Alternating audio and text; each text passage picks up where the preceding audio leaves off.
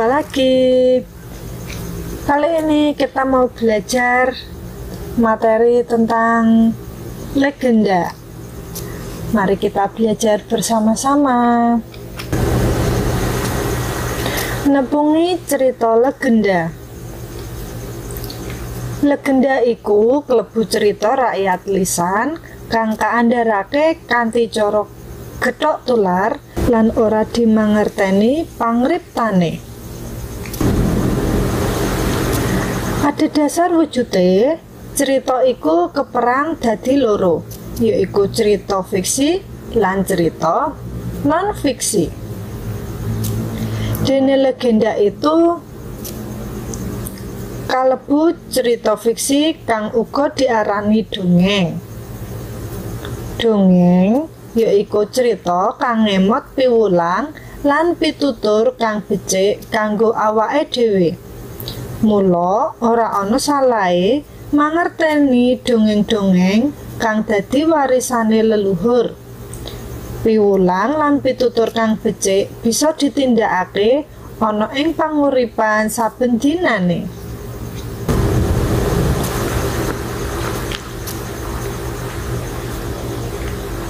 Nah, jadi kang diarani legenda yaiku cerita utawa dongeng kang ana gegayutane karo kedadian alam utawa dumadine sawijining papan. Legenda iku klebu karangan kang awujud gancaran. Dene cerita legenda duwe titikan sing bedakno karo wacan liyane. Titikane cerita legenda yaiku sing pertama, anonim, ora diwerohi sapa sejatine kang nganggit. Sing keloro yaiku kolektif, dianggap duweke rakyat bareng-bareng. Sing ketelu yaiku statis, ora ana owah-owahan sing wigati saka jaman biyen nganti saiki. Sing kepapat yaiku imajiner, nggambarake kedadian-kedadian kang lokal anane. Sing terakhir yaiku ngemu tulodo, yaiku nyeritakake bab ala lan becik kanggo tulodo. Nah, jadi kita tahu ya, titikane itu adalah ciri-ciri. Jadi ciri-ciri dari cerita legenda tadi yang pertama anonim. Anonim itu tidak diketahui siapa yang menjadi pengarangnya. Jadi kita tidak tahu, kita mau menelusuri siapa yang pertama kali membuat cerita ini tuh kita nggak tahu. Nah, itu makanya disebut anonim. Yang kedua adalah kolektif. Kolektif itu hampir semua orang yang misalnya cerita tentang Rawapening. Nah, jadi orang yang ada di sekitar Rawapening menganggap bahwa cerita itu adalah milik bersama. Baik itu misalnya warga Banyu Biru, Ambarawa, ya daerah yang sekitarnya Rawapening itu. Dan yang ketiga statis. Statis itu tidak bergerak. Jadi yang dimaksud statis itu tidak ada hal-hal penting, tidak ada hal-hal yang sesuatu yang diubah. Jadi ceritanya itu dari zaman dulu sampai sekarang ya seperti itu terus. Kemudian imajiner. Imajiner itu dari kata imajinasi. Jadi adalah hal-hal yang kejadiannya itu hal-hal yang tidak mungkin terjadi, hal-hal yang tidak bisa dinalar dengan akal sehat. Karena imajinasi, ya, mengembangkan imajinasi kita seperti itu. Yang terakhir, ngemu tulodo atau di dalamnya itu ada contoh, ada suatu piwulangan, ada suatu pelajaran yang bisa kita ambil. Nah, oke, kita lanjut. Sanajan mung cerita fiksi uga kala ora klebu ing nalar, ananging cerita legenda uga ngemu kagunan utawa mupangat kanggo para pamaca utawa pamirenge. Kagunan utawa mupangate cerita legenda yaiku sing pertama rekreatif, yaiku menehi rasa tentrem, seneng uga menehi hiburan. Sing keloro didaktif, yaiku menehi piwulang tumrap para pamaca nilai-nilai kebenaran lan kabecikan sing ana ing sakjroning cerita. Sing ketelu yaiku estetis, yaiku menehi nilai kaendahan. Sing kepapat yaiku moralitas, yaiku ngandhut nilai-nilai moral kang dhuwur saengga para pamaca bisa mangerteni moral kang becik lan ala. Sing kelima yaiku religius, yaiku ngandhut ajaraning agama kang bisa didadekake tulodo kanggo para kang maca. Jadi itu tadi ya, 5 kegunaan atau manfaatnya dari cerita legenda: rekreatif, didaktif, estetis, moralitas, dan religius. Nah, cerita legenda uga bisa nyeritakake bab saliyane papan panggonan, kayata sawijining tokoh, ananging tetep ana gegayutane karo papan dununge tokoh kasebut. Nah, sekarang kita mau bahas jenis-jenisnya cerita legenda. Yang pertama yaiku legenda keagamaan, yaiku legenda kang ngandharake cerita para tokoh agama. Tuladhane Sunan Giri, Sunan Kudus. Sing keloro legenda alam gaib, yaiku kang awujud cerita tahayul kanggo ngandharake menawa alam gaib kuwi pancen ana. Tuladhane Nyai Roro Kidul, Sundel Bolong. Sing ketelu legenda pawongan, yaiku legenda kang nyeritakake wong-wong tartamtu kang kaanggep nyata kadadeane. Tuladhane Roro Jonggrang, Gajah Mada. Sing kepapat legenda sawijining papan, yaiku mujudake legenda kang ana gegayutane karo papan utawa topografi sawijining daerah. Tuladhane Gunung Bromo, Nusa Kambangan. Nah, jadi cerita legenda terbagi menjadi 4 ya. Tadi yang pertama ada legenda keagamaan, jadi hal-hal yang berbau dengan agama, hal-hal yang berbau dengan religius. Karena zaman dulu kan mayoritas kan di khususnya untuk Pulau Jawa ini adalah beragama Islam. Jadi sebagian besar ceritanya tentang legenda keagamaan itu berkaitan dengan para sunan. Kemudian ada legenda alam gaib yang menceritakan tentang hal-hal yang bahwa alam gaib itu memang ada, hal-hal yang mistis itu memang ada, dan kita tahu bahwa di Jawa ini banyak sekali ya cerita-cerita tentang hal-hal yang berbau mistis. Dan juga ada legenda pawongan, yaitu cerita yang menceritakan pribadi masing-masing orang. Tadi contohnya Roro Jonggrang, Patih Gajah Mada, dan yang terakhir legenda sawijining papan. Kita tahu yang ini sudah jelas bahwa cerita legenda sawijining papan menceritakan tentang terjadinya suatu tempat. Oke, kita lanjut selanjutnya. Kita mau belajar tentang unsur pendapuke cerita legenda. Cerita legenda atau yang sering disebut dengan unsur intrinsik yaiku unsur kang ambangun sakjroning teks wacan. Jadi cerita legenda ini juga di dalamnya terdapat unsur-unsur intrinsik.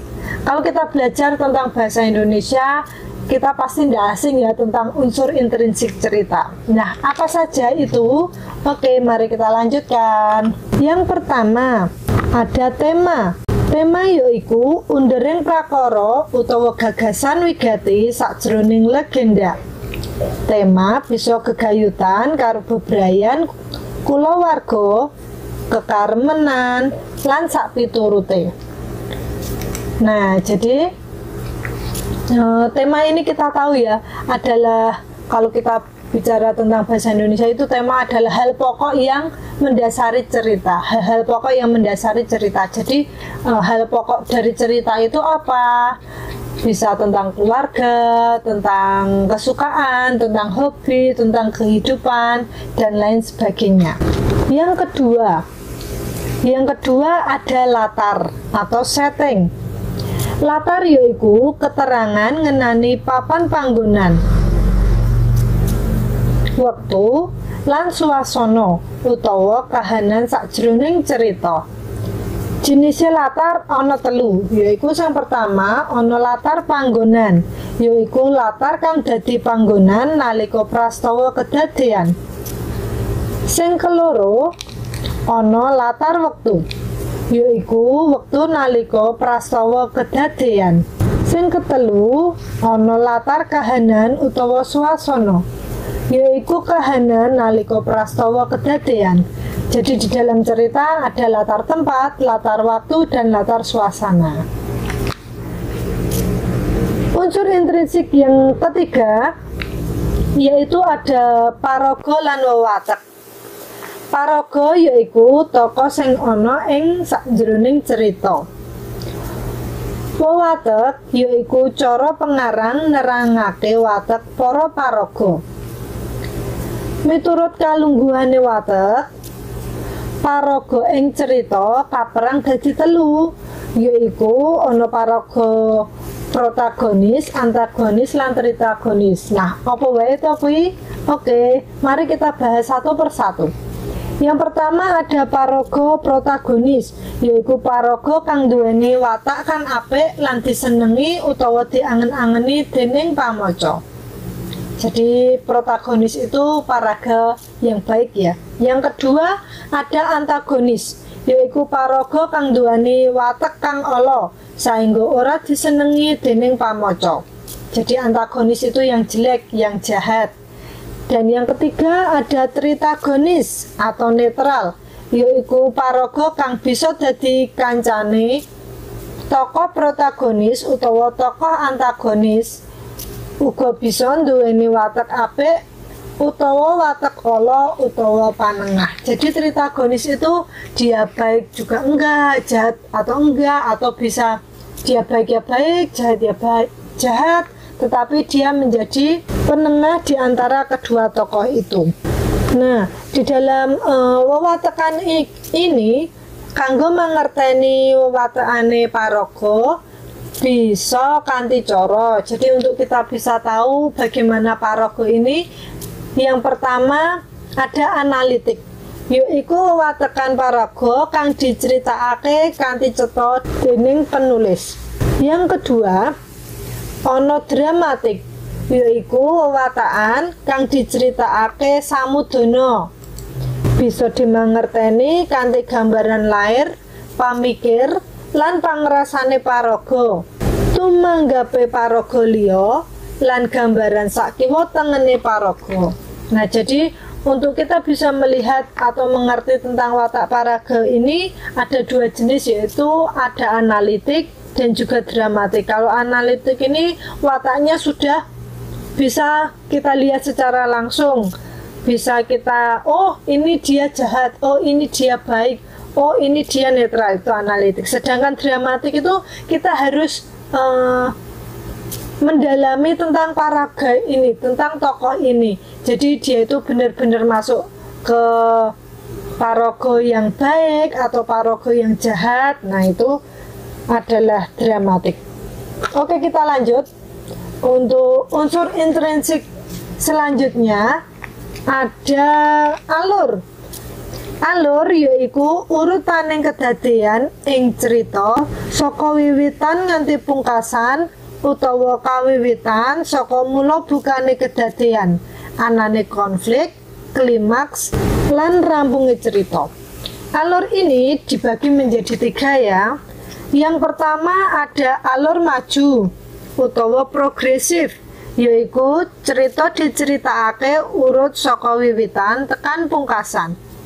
Yang kedua ada alur mundur utawa flashback, yaiku cerita diceritakake kanthi nggambarake mbiyen-mbiyene. Dan yang ketiga ada alur campuran utawa maju mundur, yaiku cerita diceritakake campuran saka maju lan mundur. Jadi alur ini ada tiga. Alur maju itu biasanya kalau kita berbicara cerita tentang misalnya kehidupan, bagaimana dia dari lahir, besar, dewasa sampai mati. Nah, itu namanya alur maju, manut urutaning waktu. Kalau alur mundur itu kebalikannya, misalnya ada suatu permasalahan, kemudian ditarik lagi ke belakang, dulu ini sebabnya kenapa seperti ini, ternyata dulu seperti ini. Nah, jadi itu alur mundur, dari masa sekarang ditarik ke masa lalu. Sedangkan alur campuran adalah campuran dari alur maju dan alur mundur. Jadi mungkin dia urut waktu tapi kembali ke masa lalu. Nah, itu yang namanya alur campuran. Oke, kita lanjut. Unsur intrinsik selanjutnya yaitu ada amanat. Amanat yaiku ajaran moral utawa pesen didaktis kang diandharake pengarang marang pamaca. Amanat nyandut piwulang-piwulang kang bisa dijupuk pamaca.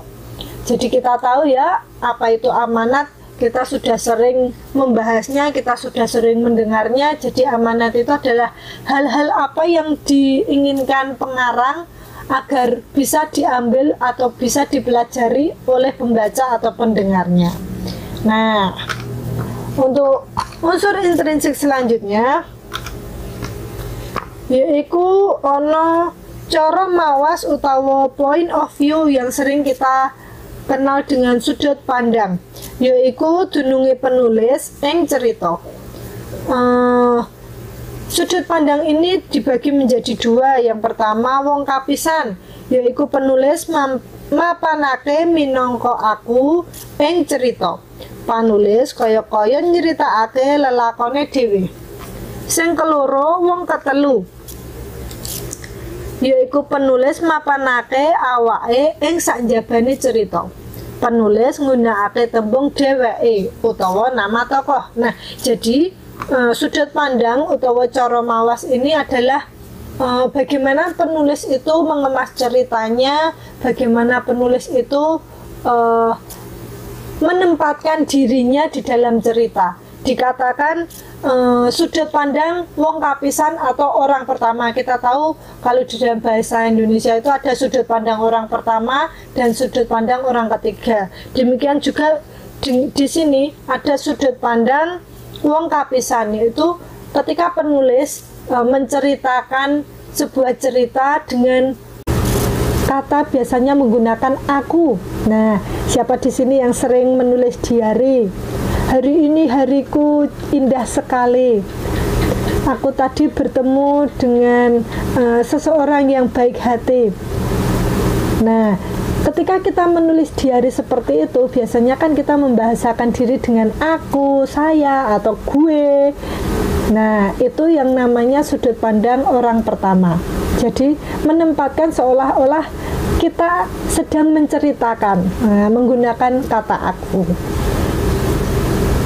Yang kedua tadi adalah sudut pandang orang ketiga atau wong ketelu, yaitu ketika penulis memposisikan dirinya di luar cerita atau biasanya menggunakan nama-nama sebuah tokoh. Jadi ketika kita membaca cerita, ketika kita misalnya cerita legenda Rawa Pening, di situ ada Mbok Rondo, di situ ada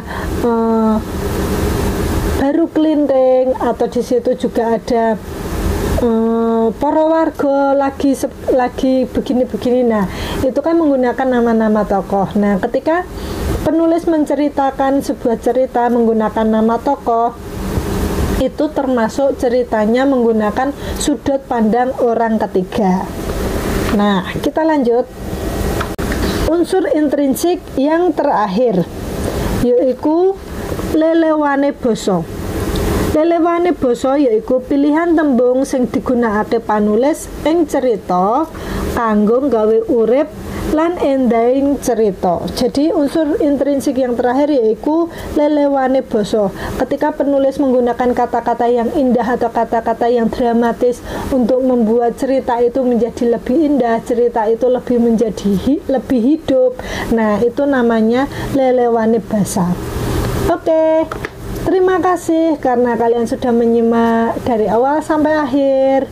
Selamat belajar, selamat beraktivitas, dan jangan lupa untuk like, subscribe video ini ya, karena kedepannya kita akan lebih banyak belajar lagi mengenai materi-materi kita. Kalau kalian ada hal yang ingin ditanyakan, silahkan komen dalam kolom komentarnya. Sampai jumpa lagi, bye.